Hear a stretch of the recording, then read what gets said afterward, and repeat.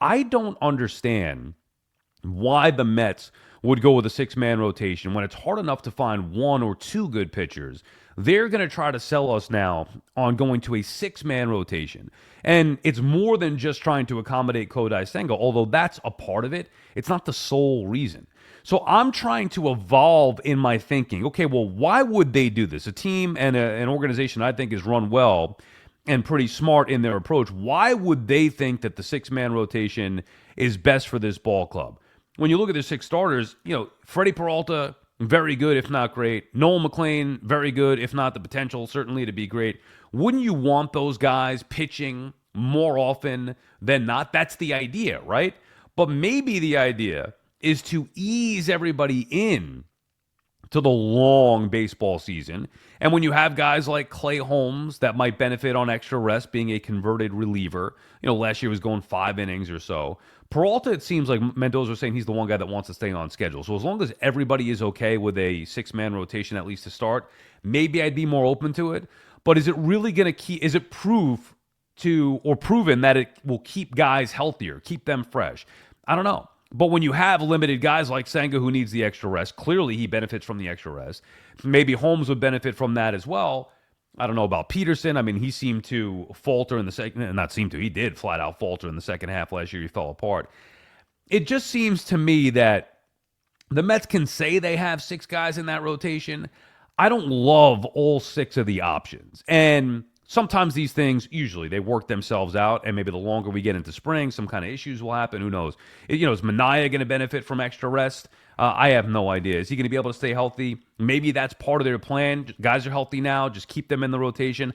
I personally would push one of them, probably Peterson, back to the bullpen and have a five-man rotation because I like the idea of having Peralta and McLean, your better starters, pitch more often. That to me would be the idea of maximizing every game, every month with your best starters going out there. But maybe the plan is, hey, April, May, you've seen this now over the course of a long baseball season, that it's more of an evaluation period than it is going for it all, which you have to kind of understand and evolve with the postseason being the way that it is, expanded postseason now.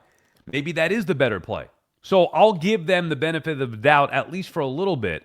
It just doesn't make a ton of sense to accommodate Senga and to not want to have Peralta, a guy who you traded for your biggest acquisition, not want to have him take the mound more often. Same thing with Noel McLean. If it were proven that those guys were better and able to stay healthier with extra rest, that would make more sense to me. I'm not going to get worked up over who's the opening day starter. I don't care about that. The six-man rotation does, at its core, bother me. But is it the way of the sport now? Is the off days, or they built in, is that a part of this where you could do the math and map things out? Okay, well, we really don't need to go that hard with these guys from the beginning and give them extra rest and keep them fresh.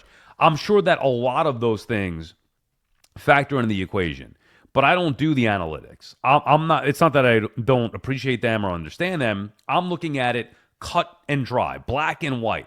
I want the best pitchers on the mound as much as they can be on the mound to help me win as many games as possible. Because I'm not just focused on getting into the playoffs. I'm focused on winning the division and winning as many games as possible so you could have home field advantage. All those different things. That's what I would be doing.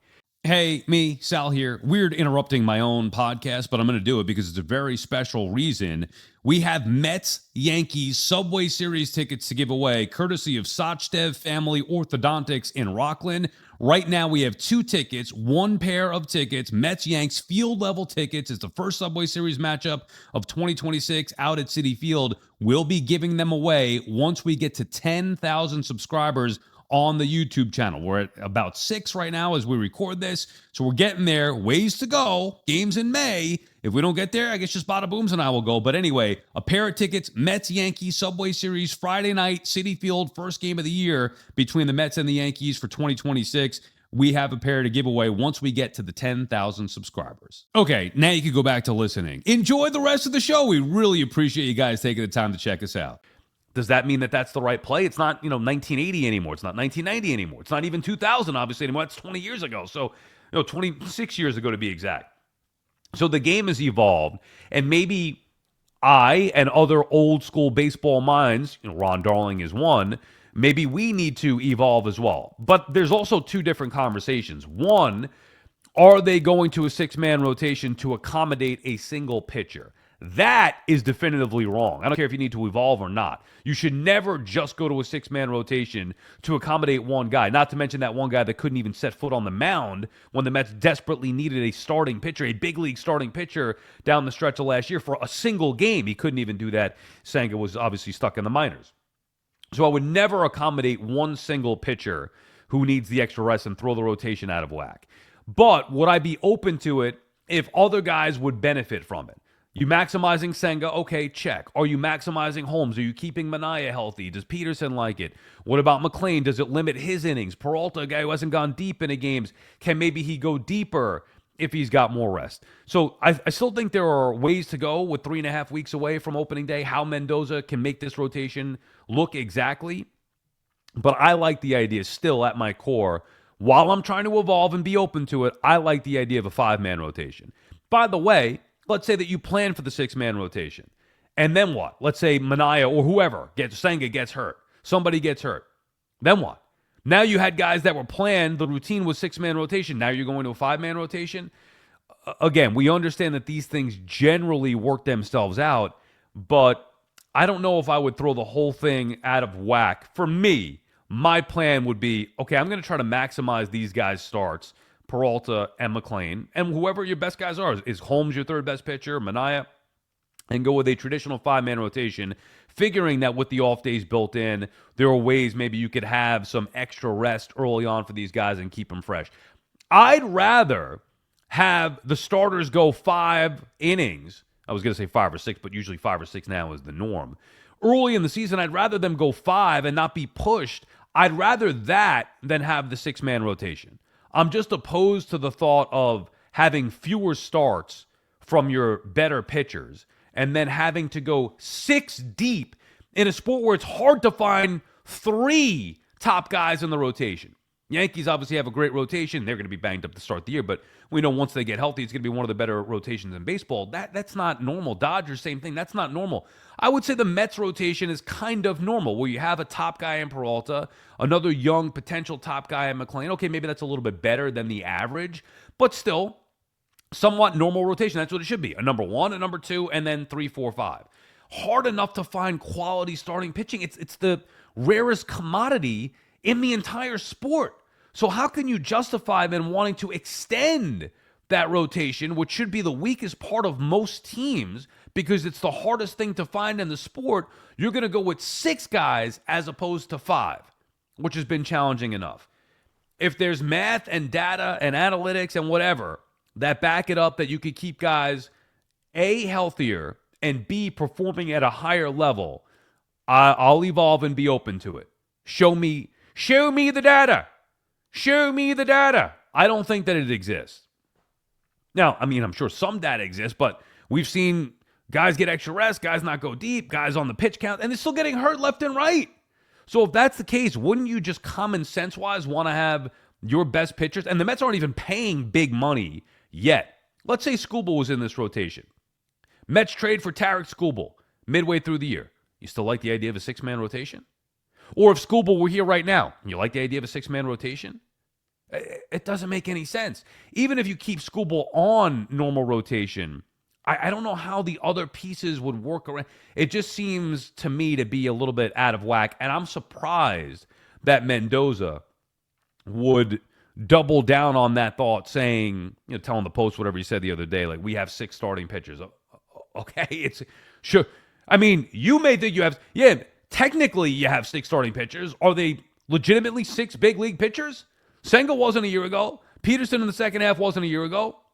Clay Holmes was a reliever. Like, I would argue you have, 2.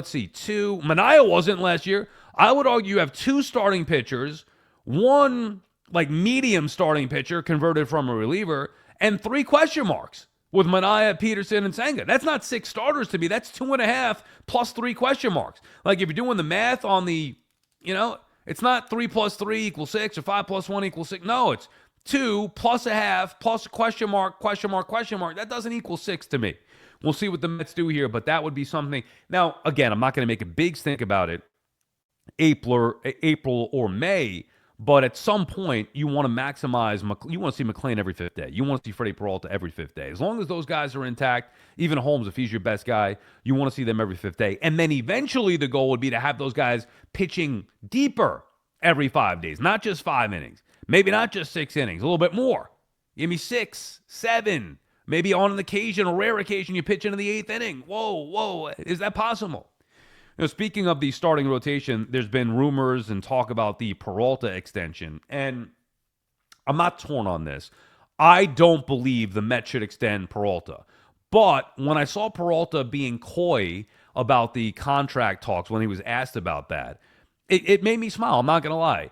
He seemed happy to be with the Mets. He seemed happy so far with the way things have gone with the organization. And at the very least open to extension talk. So he seemed like they were happening, but he didn't want to say too much about it.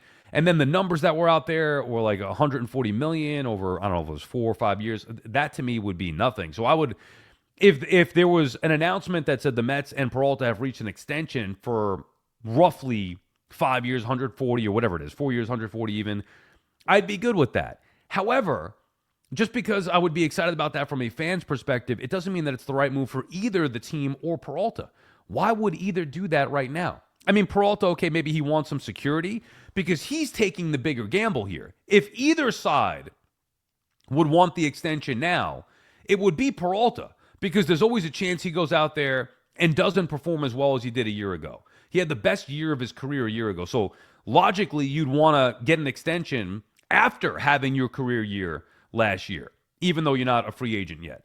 Also, he could get injured. I mean, things happen. Knock on wood, you don't want that to be the case, but there's a lot more risk from Peralta's side. A down year, injury-plagued year, then maybe teams wouldn't be knocking down his door looking to give him a big contract. Maybe it'd be another prove-it. Give me a 1 or 2 year deal, a prove-it type deal for Peralta, or lesser money than maybe he would get coming off of last season. So I could see why Peralta would be open to it. From the Mets' perspective, it doesn't make any sense whatsoever. You've never seen this guy pitch in your uniform. He's never pitched in New York. Those are unknown things that you need to figure out before you commit big-time money. Plus, with the power of King Cohen, this is one of the advantages you have when you have one of the richest owners in the sport. If he tests the open market and Cohen wants him back, he could do whatever the market says and then some. And bring him back. Remember, there's only one team who's beaten Cohen out for players before, and that's the Dodgers. And I don't know if they're going to be players for Peralta. Not to mention that Scooble's going to be a free agent. You want to see where you're at with him. So I'm not opposed to locking Peralta up. I think the Mets can wait till the end of the year, see how he performs, see what the market says he's worth, and then pay market value for him or go above to keep him here, assuming that everything went well in year one. That's the advantage that you have. You want to say you could get him at a bargain now and gamble? Okay. If they feel that that's worth it to get him at a good value, I'm fine with that. But I don't think it's necessary from the Mets standpoint, and I don't even think it's necessary. If I'm Peralta, I'd bet on myself too and go double down off of what you did a year ago and then really try to break the bank in this free agency.